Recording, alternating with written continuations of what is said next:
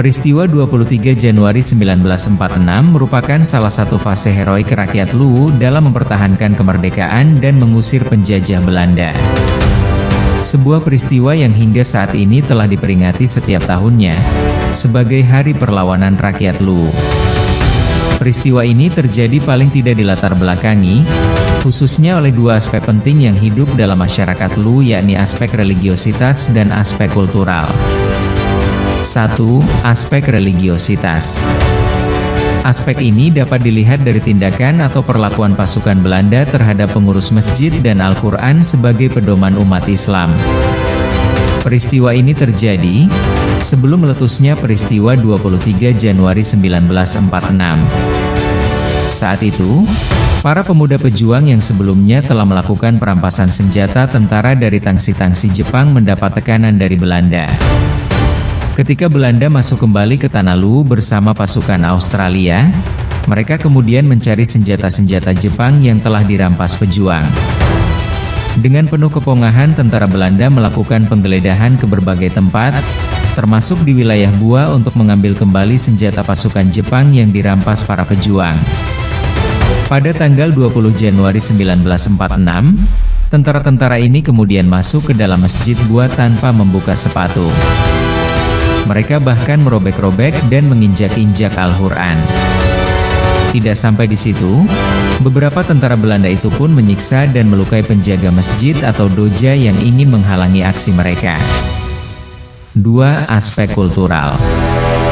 Peristiwa terkait aspek kultural ini juga terjadi tidak lama berselang. Rangkaian peristiwa yang terjadi di Bua ini terus berlanjut. Sekitar pukul 3 dini hari tanggal 21 Januari 1946, pasukan Belanda melanjutkan operasinya dengan menggeledah rumah Andi Gao Opugawe, kepala distrik yang juga merupakan Madika Bua yang dituduh menyimpan senjata yang dirampas dan melindungi para pejuang. Opugawe adalah saudara kandung Andi Kambo, Ibunda Datu Luwu, Andi Jema. Selama penggeledahan, mereka juga melakukan pemukulan terhadap beberapa orang yang ada di rumah Opugawe tersebut. Kedua peristiwa itu sangat melukai batin rakyat Luwu. Sebuah tragedi religio-kultural telah terjadi di Tanah Luwu yang harus dibalas dengan taruhan nyawa sekalipun. Akibatnya, rakyat Luwu yang memang telah lama ingin melakukan perlawanan terhadap penjajah Belanda semakin terpukul dengan peristiwa tersebut. Para pejuang kemudian berkonsolidasi untuk melakukan penyerangan besar-besaran terhadap penjajah Belanda. Perlawanan ini bahkan melibatkan seluruh elemen masyarakat yang berada di wilayah Kedatuan Luwu, utamanya pada pemuda. Akibatnya, pecahlah peristiwa perlawanan semesta rakyat Luwu pada tanggal 23 Januari 1946 yang membuat kota Palopo menjadi lautan api. Rencana penyerangan pada mulanya akan dilaksanakan pada tanggal 25 Januari 1946. Namun, pada malam tanggal 23 Januari 1946, rencana tersebut diubah, sebab telah tercium oleh Belanda. Dengan demikian, para pejuang berpendapat bahwa dengan bocornya rencana tersebut, dapat dipastikan Belanda akan menambah kekuatannya di Palopo. Hal ini terbukti belakangan, ketika pada tanggal 25 Januari 1946 pasukan bantuan Belanda benar-benar datang dari Makassar memberikan bantuan. Dan malam itu, berita adanya perubahan jadwal penyerangan tersebut segera meluas di kalangan pejuang yang dalam kota Palopo yang telah siap melakukan penyerangan. Setelah melalui pembicaraan yang matang, maka malam itu juga posisi pasukan yang bersenjata api diatur. Diharapkan malam itu juga pasukan bantuan dari Walenrang dan Tanah Toraja lebih cepat datang ke Palopo. Berdasarkan kesepakatan, komando pertempuran dipimpin oleh M. Yusuf Arif, M. Landau DG Mabate, dan Andi Tenriajeng dibantu oleh Badawiye yang merupakan komandan induk pasukan Laswa-Swa. Terdapat pula 6 orang anggota ordinans atau penghubung, yaitu Radi Abdullah, Abdurrahim Usman, Usman Said, Abdurrahman Rashid, Umar Abdullah, dan M. Rahman Said.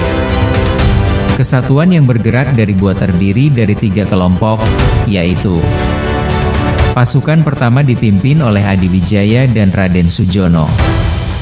Pasukan kedua dipimpin oleh Laguli dan Mustafa Lamba.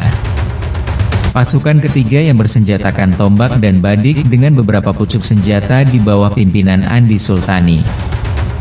Adapun formasi styling penyerangan yang telah diatur tersebut sebagai berikut. Sektor Istana, Polisi Istimewa berintikan para bekas Seiho, dipimpin oleh M. Yusuf Setia. Sektor Pesanggerahan, pasukan Pri Laswa-Swa dipimpin oleh M. Badawi. Sektor Penjara, pasukan gabungan dari Bua dipimpin oleh Adi Wijaya dan Raden Sujono. Sektor Bioskop Palopo, pasukan Anak Pasar pimpinan Abu Perto dan Abdullah D.G. Malimpo. Sektor Kantor Pos, kelompok pelajar pimpinan Andi Basorahim dan Ahmad Ali. Pasukan yang terlibat dalam pertempuran 23 Januari itu antara lain pasukan Bua, pasukan Laswa-Swa, pasukan Walenrang, pasukan Pemuda Kota, pasukan dari Ponjalae, pasukan Tapong, pasukan Batu Pasi, Anak Pasar, dan pasukan Peta. Adapun senjata yang digunakan sebagian besar hasil perampasan senjata Jepang yang dilakukan antara lain perampasan senjata di Gedung Furukawa pada tanggal 25 Oktober 1945, yang dilakukan pada tengah malam buta. Perampasan senjata di Gedung SBHK 20 Oktober 1945, yang dilakukan pada tengah malam. Perampasan senjata di Gudang Barang Latupa pada tanggal 21 Oktober 1945. Perampasan senjata di Malango akhir bulan Oktober 1945. Perampasan senjata di Rembong bulan Oktober 1945. Perampasan senjata di Tapong. Sementara itu, rakyat dan pemuda baik dari penduduk kota Palopo sendiri maupun yang datang dari kampung-kampung di sekitar Palopo mulai berduyun-duyun secara sukarela datang ke kota Palopo.